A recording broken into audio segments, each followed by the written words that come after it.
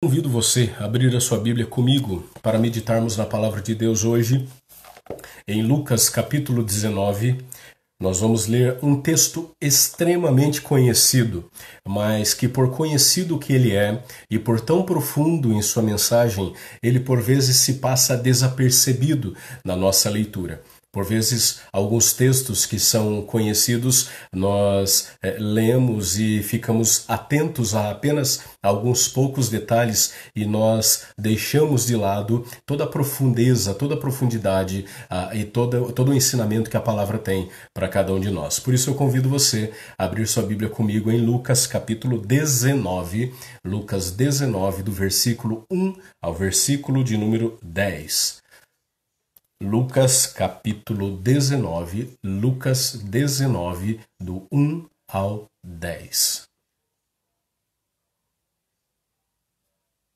Entrando em Jericó, atravessava Jesus a cidade.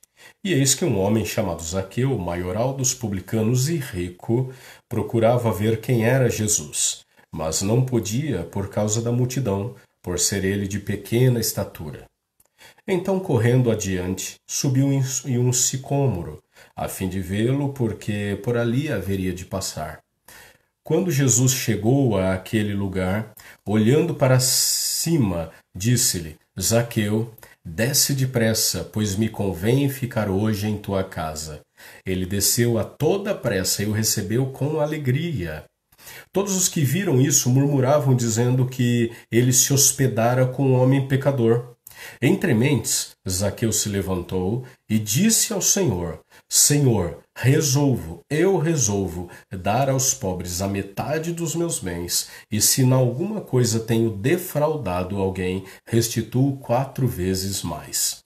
Então Jesus lhe disse: Houve hoje salvação nesta casa, porque também este é filho de Abraão, porque o Filho do Homem veio buscar e salvar o perdido.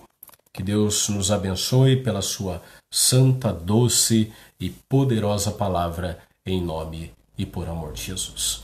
Lucas 19, 1 a 10 é uma das histórias mais conhecidas que nós temos na Bíblia.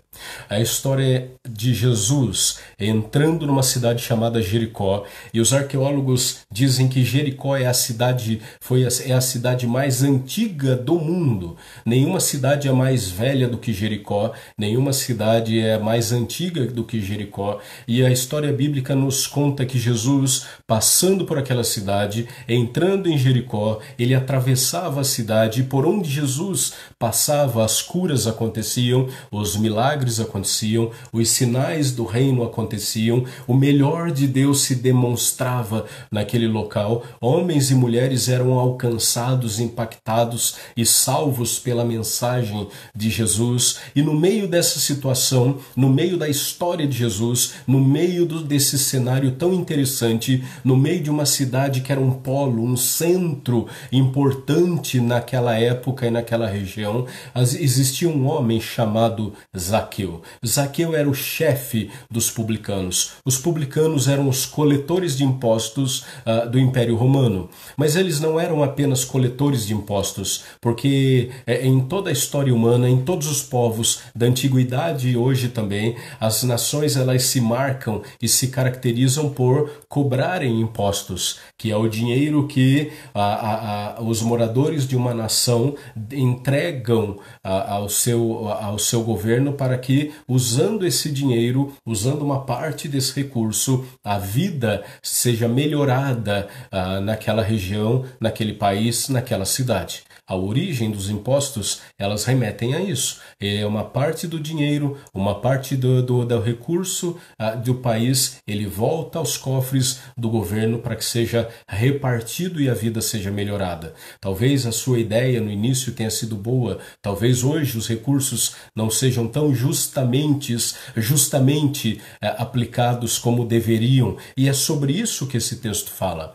Porque Zaqueu ele não era apenas o chefe dos coletores de impostos. O texto diz que ele era muito rico. Dentro da história do Império Romano existiam algumas marcas, algumas características que o Império adotava quando dominava uma região.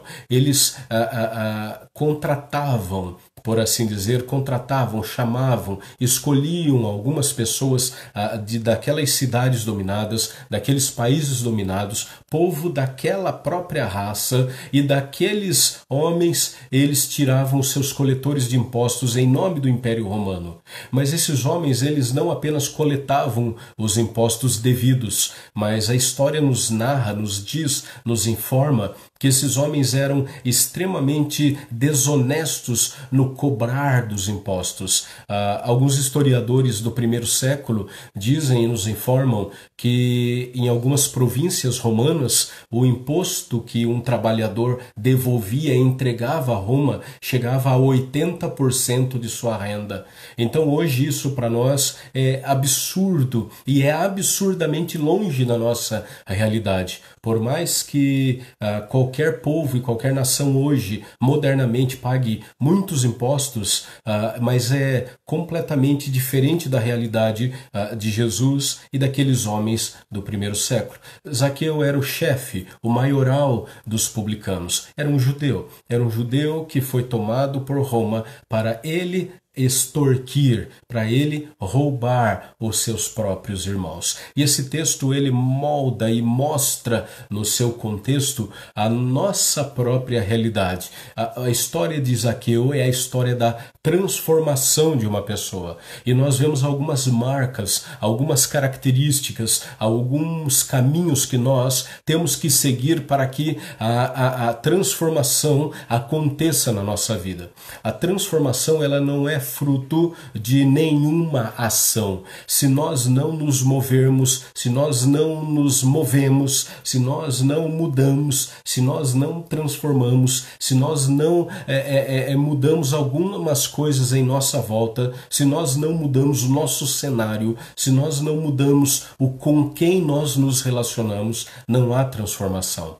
Transformação, como a própria palavra ela nos informa, a transformação é quando uma coisa se transforma, ela muda, ela recebe uma nova forma, ela não é mais a mesma coisa. Por isso que Paulo, na sua primeira carta aos Coríntios, diz que em Cristo nós somos novas criaturas, nós fomos transformados. A nossa vida, a nossa história, a nossa mente, ela tem uma nova forma, ela tem uma nova maneira de viver, de agir, de reagir, de pensar, de falar, de sentir, de se expressar, de ter uma vida religiosa, de amar o próximo, amar a si mesmo e amar o Senhor. Por isso, a história de Zaqueu, ainda que tão comentada, tão conhecida, quem nunca ouviu falar da história de Jesus entrando numa cidade e um homem baixinho correndo à frente, subindo no alto de uma alta árvore, e no alto dessa árvore ele olha e vê Jesus passando. Essa é a história, pois, de Zaqueu, o chefe dos publicanos. Porém, quando nós olhamos esse texto inadvertidamente, quando nós olhamos apenas por cima desse texto, nós perdemos a beleza, a profundidade e o ensino que ele tem para cada um de nós. A história de Zaqueu, portanto, é a história da transformação que Deus operou na vida daquele homem e a transformação que Deus quer operar na sua família, na minha vida e na sua vida. Do versículo 1 ao versículo 2, versículos 1 e 2, portanto, nós vemos o início da maneira da pedagogia de Jesus em nos ensinar a sermos transformados. A pergunta que nós temos que fazer a esse texto é: como é que eu posso ser transformado pelo Senhor? Versículos 1 e 2 nos ensinam que nós temos que, primeiramente, reconhecer a insuficiência do ter, a insuficiência do possuir. O texto é muito claro quando diz que Zaqueu, ele era um homem rico. Versículo de número 2 diz que esse homem chamado Zaqueu era o maioral, o chefe dos coletores de impostos de Jerusalém, de Jericó, do Império Romano naquela região, e era rico. Dentro do contexto de primeiro século, quando uma narrativa expressava que alguém era rico, é porque era incontavelmente rico. Não é porque ele tinha um bom salário, como hoje muitas pessoas têm. Não é porque ele tinha alguns recursos, fruto do seu emprego, do seu trabalho, como muitas pessoas têm.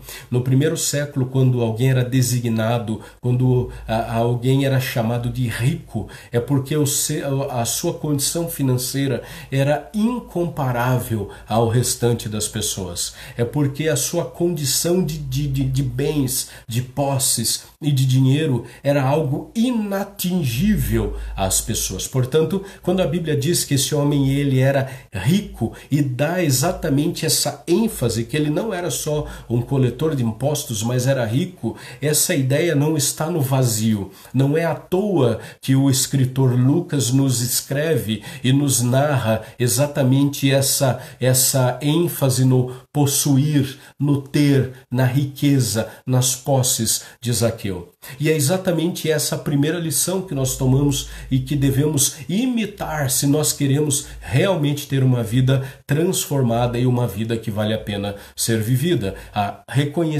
O reconhecimento da insuficiência do possuir e do ter.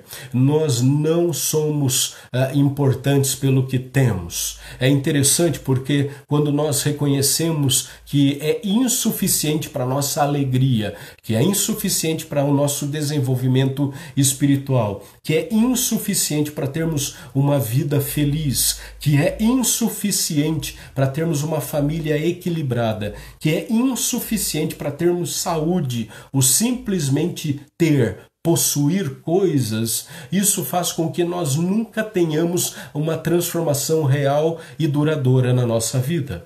A primeira lição, dura lição, que Zaqueu teve que tomar, que encarar na sua nova história e trajetória, foi exatamente o abrir mão daquilo que ele possuía, o entender que o ter, que o possuir não é a fonte de toda alegria, porque se fosse a fonte de toda alegria, Zaqueu não correria, desesperadamente subiria na primeira grande árvore que ele viu à frente para ver Jesus passando, porque ele fez isso. Ele fez isso porque ele já tinha ouvido a respeito de Jesus, porque Jesus já tinha feito curas na cidade de Jericó, porque Jesus já tinha demonstrado a sua graça, a sua glória, o seu milagre, o seu poder, o Jesus Salvador que ele é. O Filho de Deus que tira o pecado do mundo que ele é. Ele já tinha ouvido e talvez até visto de longe Jesus no meio daquela grande multidão passando pela sua cidade. Então ele corre porque ele quer saber quem é esse Jesus. Ele quer ver esse Jesus. Ele quer ouvir as palavras doces e transformadoras de Jesus.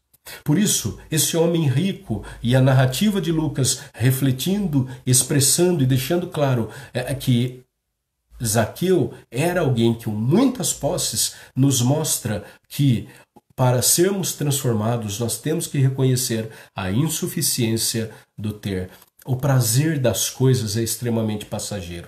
O prazer do que nós possuímos é tênue, é uma linha extremamente fina, é uma linha que se demove e acaba como um pensamento, como uma fumaça, como um conto, como um momento. O ter, ele é apenas um momento, porque o ter, ele não ajuda em nada nas maiores e mais importantes decisões da nossa vida. Você, por mais que tenha, não escolhe a hora de nascer e não escolhe a hora de morrer. A enfermidade que está trazendo tanta tragédia, tanta tristeza e tanta comoção no mundo todo, no nosso país e em todo o mundo, nos vem mais uma vez lembrar que Deus é o Deus da vida, que Deus não é o Deus de coisas, Deus é o Deus das pessoas. Por isso, a morte ela toma a todos, independentemente do quanto você tem. Zaqueu não era um homem feliz. Zaqueu ele ansiava por transformação, apesar de ser extremamente rico. Por isso, reconheça a insuficiência do possuir. Reconheça a insuficiência do ter. Mas uma segunda lição que nós devemos ter para sermos transformados está no verso de número 3. Admita também a insuficiência do ser. admita a insuficiência daquilo que nós somos. A baixa estatura de Zaqueu, ela simbolizava e simboliza exatamente essa fragilidade humana. Zaqueu, apesar de ser poderoso, Zaqueu, apesar de ser muito rico, Zaqueu, apesar de ser o chefe de todos os cobradores de impostos, Zaqueu, apesar de ser um homem que gozava, que tinha ao seu dispor o Império Romano que colocava, acreditava a ele toda a honra porque o escolheu para aquele papel tão importante e essencial, mesmo ele sendo alguém aos olhos das pessoas muito importante, mesmo ele sendo aos olhos das pessoas alguém acima de todos os demais, mesmo ele tendo coisas que ninguém mais tinha, mas a ideia dele sendo tão importante, abrir mão da sua importância, abrir mão de quem ele era aos seus próprios olhos e aos olhos das pessoas para subir na árvore, para ver Jesus passar, mostra que para eu ser transformado, eu preciso admitir, acreditar, aceitar a insuficiência de quem eu sou.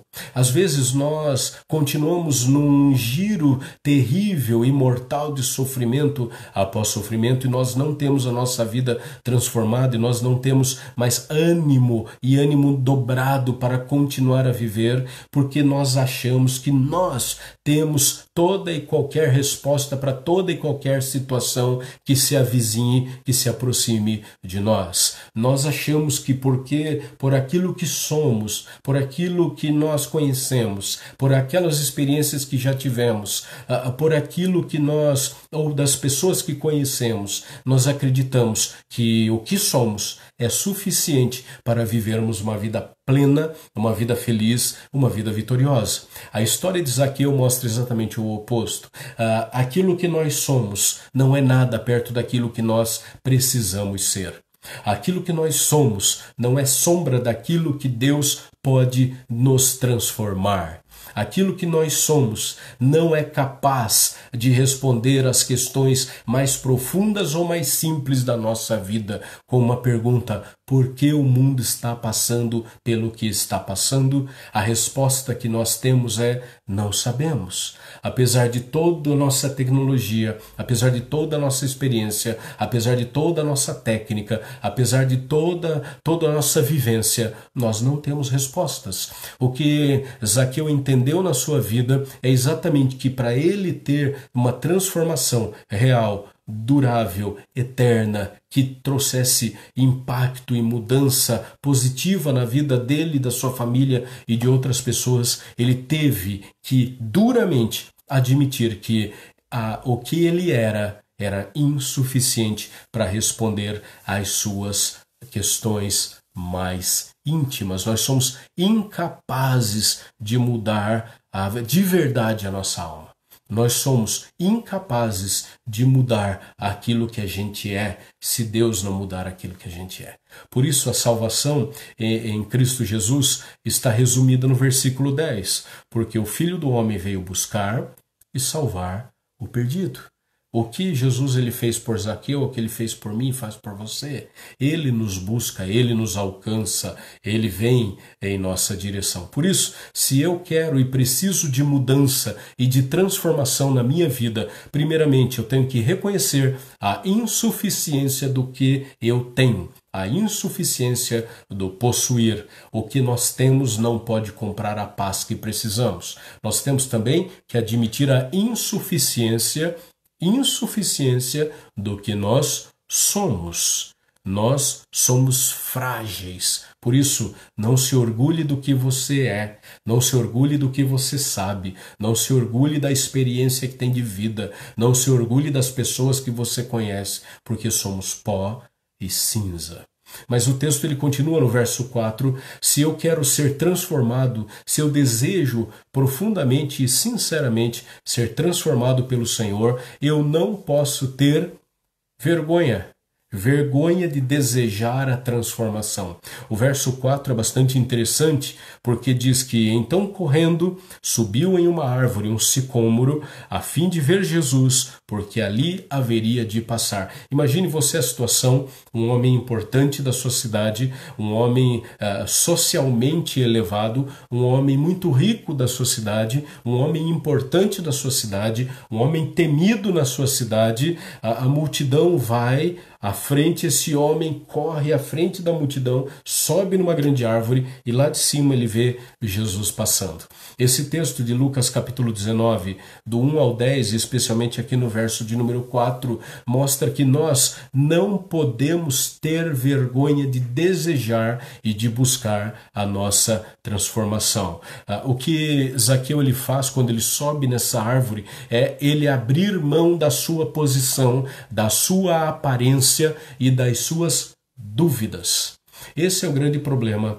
Nós temos, por vezes, extremas e profundas e sinceras dúvidas no nosso coração, e porque nós nos envergonhamos de nos apresentar como alguém que não sabe, nós deixamos essas dúvidas dominarem o nosso coração. Nós não podemos, em nome de Jesus, fazer isso. A história de Zaqueu está diante de nós para nos ensinar que o grande inimigo da transformação é a incredulidade. Quando nós não cremos, nós não buscamos a nossa transformação. Quando eu não creio que Deus ele pode me ouvir e me responder, eu não corro aos braços do Senhor, não abro o coração para o Senhor, porque eu não sei se aquilo vai funcionar. Esteja disposto a abandonar a sua posição, as suas convicções para alcançar a transformação que não é humana, é divina. A transformação de Zaqueu não foi porque ele subiu na árvore. A transformação de Zaqueu foi porque ele estava disposto a abandonar as suas posições, as suas crenças, as suas convicções e receber o convite desse homem chamado Jesus, que veio para buscar e salvar o perdido. O que Zaqueu ele reconhece é que ele estava perdido. Apesar de tudo que ele tinha, apesar de tudo que ele era, ele corre atrás do Senhor porque ele se sentia perdido. Não tenha vergonha ou medo de buscar a resposta de Deus. Não tenha medo ou vergonha de se despir a sua alma na presença do Senhor e dizer: Senhor, eu estou na tua presença, eu estou olhando para a tua face, porque eu estou completamente insuficiente na minha vida, porque a minha vida ela chegou num limite e esse limite não me deixa ir adiante. Não é porque eu não tenho coisas, não é porque eu não tenho experiência, não é porque eu tenho uma profundeza de problemas, mas a minha alma, Senhor, a minha alma está doente, a minha alma está triste, a minha alma está amargurada, a minha alma está incompleta, a minha alma está insuficiente,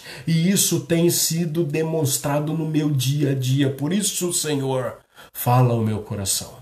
Por isso, Senhor, eu subo aqui e olho para o Senhor, porque eu sei que o Senhor tem misericórdia de mim.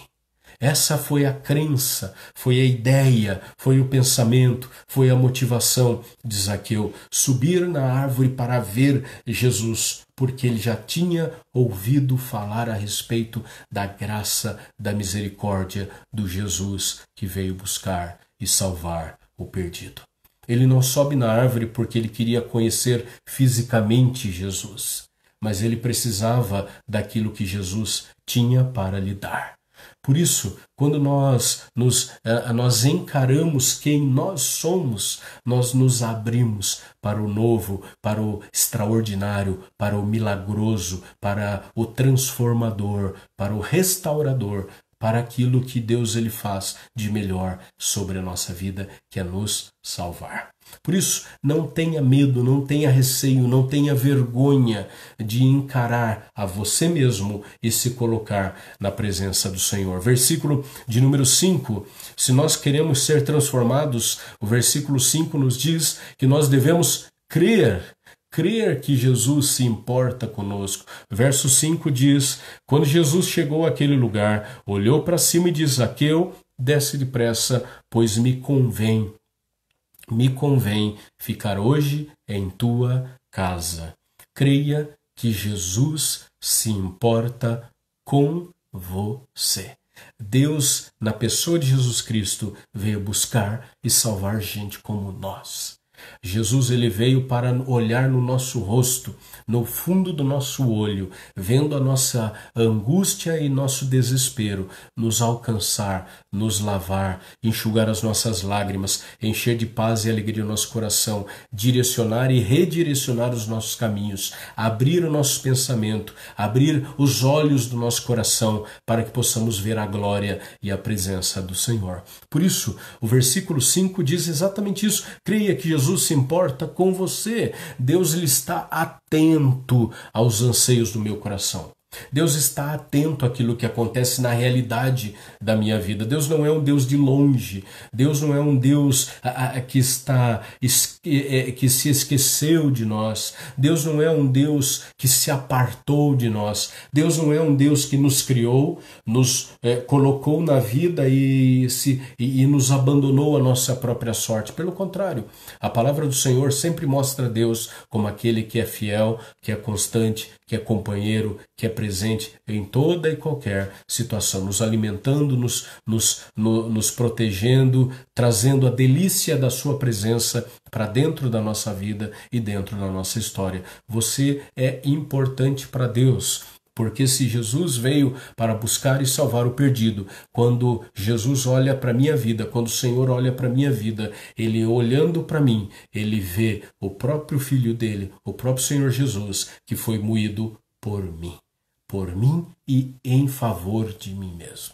Por isso, o valor que nós temos para o Senhor é um valor grandíssimo, que é o valor do próprio sangue de Jesus derramado por mim e por você na cruz do Calvário. Creia que Jesus se importa. O grande problema, por vezes, é que as pessoas elas vão passando pelas dificuldades da vida e elas vão se esquecendo que Deus é um Deus que não só um Deus presente, não só um Deus que é, mas um Deus particular, um Deus que conhece a sua vida e um Deus que, por conhecer a sua vida, a sua história e os bastidores da sua vida, quem você é nos momentos que as luzes se apagam, no momento em que os quartos estão escuros e só tem você ali e você não é mais uma figura para as pessoas, onde você não tem mais interesse de criar o seu nome ou criar uma figura ou parecer outra pessoa ou parecer que sabe mais, quando ninguém mais está junto de você para medir as suas palavras, para julgar os seus pensamentos, para julgar as suas ações. Quando você está só com você mesmo,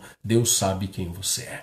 Por isso, Deus, o Deus que nos conhece, o Deus que nos fez, o Deus que mantém a obra de suas mãos, que somos nós, Ele importa-se com a sua vida. Deus, Ele se importa com as pequenezas da sua vida, com os detalhes da sua vida, com os meandros da sua vida, com aquilo que aparentemente nem você se importa ou nota, mas Deus, Ele criou você. O Salmo 139, ele está na palavra do Senhor para nos relembrar que Deus é o Deus que maravilhosamente, assombrosamente nos formou. Deus nos desenhou, nos arquitetou e com a sua mão poderosa e pelo poder da sua graça e glória, Deus fez cada um de nós pelo poder da sua voz, pelo poder das suas mãos, para a glória e honra do nome dele. Nós fomos criados pelo Senhor e nós fomos criados para o Senhor.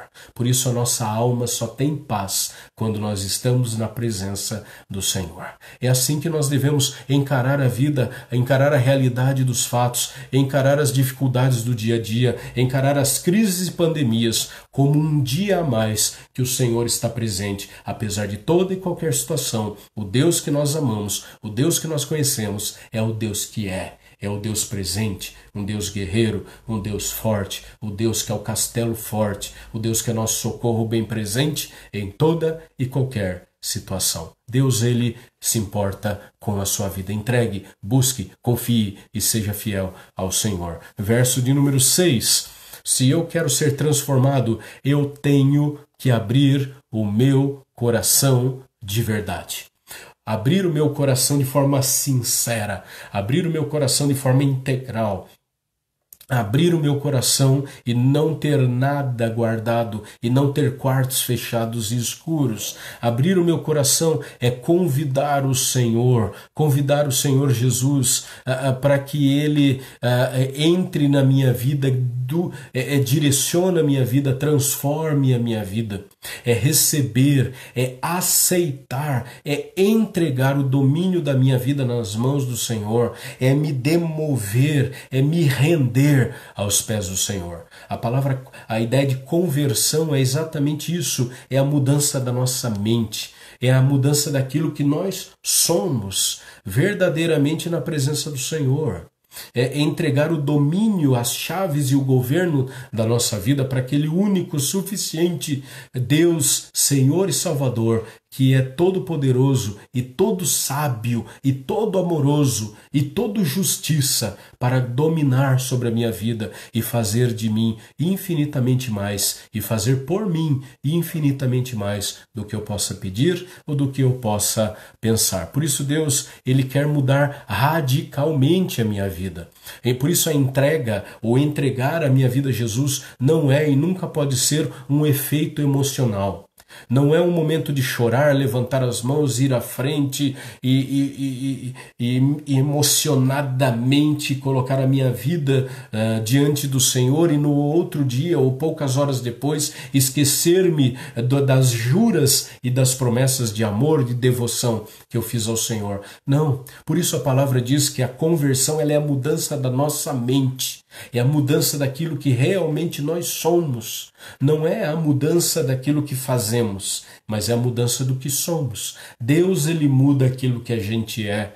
E aí nós mudamos com o poder do Senhor aquilo que nós fazemos. Porque se nós lutamos apenas para mudar o que fazemos, nós nos tornaremos como os religiosos dos dias de Jesus. Nós seremos os homens e as mulheres mais santos da terra na frente das pessoas, mas o nosso coração estará longe do Senhor. Vocês me honram com os seus lábios, porém os vossos corações estão longe de mim, afastados de mim, diz o Senhor. Por isso, se eu preciso e quero, se eu desejo sinceramente a transformação da minha vida, eu tenho que abrir o meu coração de verdade, não apenas numa reação emocional e emotiva, mas entendendo que o meu Senhor, Ele veio me buscar e veio me salvar, porque Ele se importa comigo. Versículo de número 7.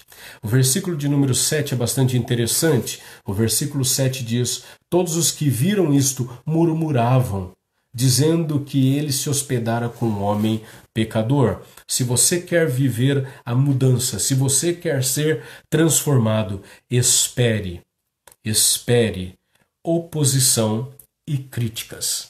Oposição e críticas. Você sofrerá oposição de outras pessoas, porque você vai desagradar as pessoas. Todas as vezes que nós optamos, escolhemos, decidimos firme e fortemente nos entregar ao Senhor e sermos obedientes, discípulos do Senhor, nós desagradaremos pessoas, porque nós estaremos buscando viver uma vida bonita diante dos olhos do Senhor. E se eu vivo uma vida bonita aos olhos do Senhor, eu desagradarei, eu irritarei, eu provocarei a ira daqueles que vivem longe do Senhor. Nós somos inimigos do mal, inimigos do pecado, não das pessoas, mas do pecado. E quando nós pecamos e pecamos todos os dias, nosso pecado ele é automaticamente sentido em nós, nós o entregamos, o confessamos e o abandonamos. Isso gera a divisão, isso gera a raiva, isso gera a opressão, a oposição e as críticas das pessoas. Quantas pessoas que viviam uma vida absolutamente torta, absolutamente complicada, complexa, relacionamentos destruídos e destrutivos, uma vida de vícios, de violências, uma vida financeira toda em frangalhos. E num determinado ponto, Jesus, que veio para buscar e salvar o perdido, encontra e salva essa pessoa. E depois ela retorna aos seus amigos, aos seus familiares, no seu ambiente de trabalho totalmente transformado, com a sua mente transformada. E as pessoas dizem: ué, mas agora você é santo? Ué, mas agora você não tem pecados? Ué, eu gostava de você antes, quando você bebia, quando você era viciado, quando você era a alegria da festa. Eu não gosto desse novo você. Eu já ouvi isso em outras vezes, pessoas contando e testemunhando dramas que viviam dentro das suas famílias, porque num tempo passado, quando bebiam, quando se viciavam, era a alegria da festa. Era a alegria da festa, era o contador de piadas, era o pagador de bebidas, era aquele que alegrava a festa, que era o cantor que brincava com todo mundo. Num determinado ponto, o Senhor diz: desce, porque importa que eu, Jesus, entre na sua vida. Eu, Jesus, entre na sua casa. Mude você. E o testemunho dessas pessoas, após a entrada poderosa e transformadora de Jesus, foi: eu não sou mais bem-vindo na minha família, porque as pessoas preferem o antigo eu, aquele que era a alegria da festa, mas elas não sabem que a verdadeira alegria eu tenho só agora com Jesus. Jesus é a alegria da nossa vida, é a razão da nossa existência. A presença dele muda e molda aquilo que a gente é, aquilo que a gente crê e aquilo que a gente faz. Por isso, espere oposição e crítica. Se você vive num ambiente, você não tem nenhuma oposição e nenhuma crítica, reavalie a sua vida espiritual, reavalie a sua intimidade com Deus. Se você ou eu não estamos nos amoldando, tomando a forma e o molde dessa maneira errada, complexa e abominável contra o Senhor que o mundo vive. O mundo, o sistema, ele jaz no maligno e não no Senhor. Nós, porém, somos da luz, somos do Senhor. E Jesus diz que que união, que a proximidade tem da luz com as trevas. Nenhuma.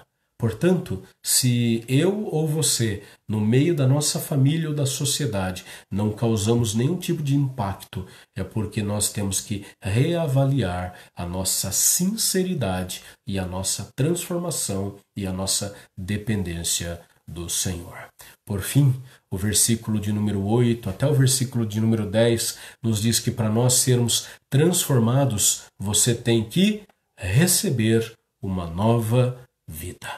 Uma nova vida. Versículo de número 8 nos afirma que o Senhor o chamou, o Senhor o convocou. E o verso 8, Zaqueu se levantou e disse ao Senhor: Senhor, eu resolvo dar aos pobres a metade dos meus bens, e se em alguma coisa tenho defraudado, roubado alguém, sendo corrupto contra alguém, eu restituo 4 vezes. Mas veja que maravilhosa transformação que a graça do Senhor opera no coração daquele que crê. E veja o tamanho da fortuna que Zaqueu ele acumulou durante os seus anos como coletor de impostos, ao ponto de dizer: Senhor, se eu defraudei alguém, se eu roubei alguém, se eu fui injusto com alguém, desonesto com alguém, eu não só vou devolver o dinheiro da pessoa, mas eu devolverei 4 vezes mais, mostrando então que a mudança do Senhor, a nova vida que Jesus tem para nós, é uma nova vida que se reflete no hoje e na eternidade. Versículo de número 10 diz que Jesus veio buscar e salvar o perdido, não desta vida, mas para a vida eterna. A salvação de Jesus, ela se inicia nessa vida e continua por toda a eternidade. Por isso Jesus veio buscar, por isso Jesus veio salvar, não somente desta vida, mas para toda a eternidade. Paulo aos Coríntios, na sua primeira carta, capítulo 15, ele falando a respeito da ressurreição de Cristo e da nossa ressurreição, ele diz: se Jesus tivesse morrido e não tivesse a ressurreição, nós seríamos os mais miseráveis de todos os homens. Por quê? Porque nós não teríamos esperança nenhuma. Nós viveríamos esses dias de vida que nos é cabido, os dias de vida que nós temos, nos abstendo de uma série de coisas, e depois da morte não teria mais nada à frente de nós. Por isso nós seríamos totalmente sem alegria, sem expectativa e sem esperança. Pouco importando a transformação ou transformações que vivemos, seriam inócuas, seriam inúteis, seriam estéreis. Mas Paulo diz: porque Cristo ressuscitou, a nossa esperança é verdadeira, e da mesma forma como ele ressuscitou e está à destra do Pai, um dia ressuscitaremos e estaremos na presença eterna, gloriosa do Senhor Jesus. Por isso, receba essa nova vida do Senhor. Diga: Senhor, eis-me aqui. Senhor, tem misericórdia de mim. Eu me entrego nas tuas mãos, eu me rendo nas tuas mãos. Eu sei, Senhor, que a nova vida é neste mundo e a nova vida será eterna. Entregue, confie. É o que o Salmo 37, verso 5 diz. Entrega o teu caminho ao Senhor, confie nele e o mais ele fará. 2 Coríntios 5,17. Portanto, se alguém está em Cristo, é uma nova criatura, as coisas velhas se passaram e tudo se fez novo. A história de Zaqueu deve ser a minha e a sua história também. As coisas velhas passaram e tudo se fez novo. Há uma transformação, há uma nova criatura em Cristo nosso Senhor. Acontece quando eu me rendo completamente ao Senhor, dizendo: Senhor, eis-me aqui. Talvez o que tenha faltado ao seu coração durante tanto tempo não seja a falta de ouvir a respeito de Jesus. Zaqueu ouvira a respeito de Jesus. O que Zaqueu fez, e talvez falte a nós, é nos aproximarmos do Senhor e, rendidos aos pés do Senhor, dizer: Senhor, eis-me aqui. Que o Senhor tenha misericórdia de nós. Reconheça que ter é insuficiente. Reconheça que ser é insuficiente. Não tenha medo, receio e vergonha de se aproximar do Senhor em oração. Fielmente se entregando a Ele, creia que o Senhor se importa, abra o seu coração para a verdade da palavra, saiba que virá algum tipo de oposição e de crítica, e se elas vierem, glórias a Deus, que significa que estamos no caminho correto, mas receba a nova vida que nós temos no Senhor. Se estamos em Cristo, somos uma nova criatura, as coisas velhas passaram e tudo se fez novo. Que Deus abençoe você. Que Deus abençoe a sua família e que você possa, assim como todos os seus, serem transformados para a honra e glória do Senhor. Que Deus te abençoe. Vamos orar? Glorioso e bom Senhor, obrigado, Pai, pela tua palavra. Obrigado, Senhor, porque o Senhor é a luz da nossa vida e a tua palavra é luz para os nossos caminhos. Obrigado, Deus, pela força do Senhor em nossa vida. Obrigado, Deus, porque o Senhor tem sido o suporte da nossa história. Ó Deus, nós colocamos a nossa vida nas tuas mãos. Nós declaramos a nossa dependência do Senhor. Nós nos rendemos aos teus pés e pedimos, ó Deus, que o Senhor nos perdoe em Cristo nosso Salvador pelas tantas e tantas vezes que nós nos orgulhamos, ó Deus, por aquilo que somos, por aquilo que temos, por aquilo que sabemos, pelo nome que temos, pelos recursos que temos, pelo conhecimento que temos. Ó Deus, nós somos pó e cinza. Por isso, ministra graça e cura e restauração a cada um de nós. Livra-nos, ó Deus, do poder do mal. Abençoe, ó Deus, mais uma vez pedimos os enfermos, que o teu bálsamo de cura seja derramado sobre eles. Também pedimos a libertação em nome de Jesus das famílias. Ó Deus, qualquer problema de relacionamento, qualquer problema de vícios, ó Deus, que o Espírito Santo do Senhor esteja destruindo as obras de Satanás para a glória do teu nome, libertando o teu povo. Ó Deus, cremos no Senhor,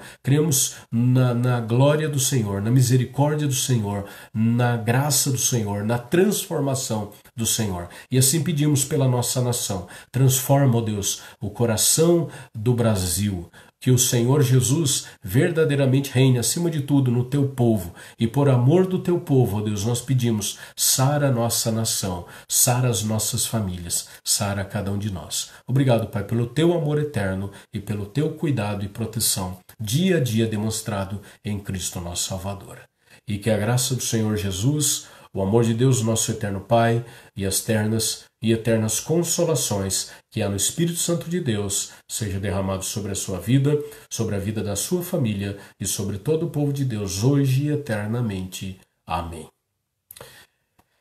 Que Deus abençoe você, que Deus abençoe toda a sua família, que Deus seja gracioso, poderoso e glorioso na sua história. Entregue o teu caminho ao Senhor, confia nele e o mais Ele fará.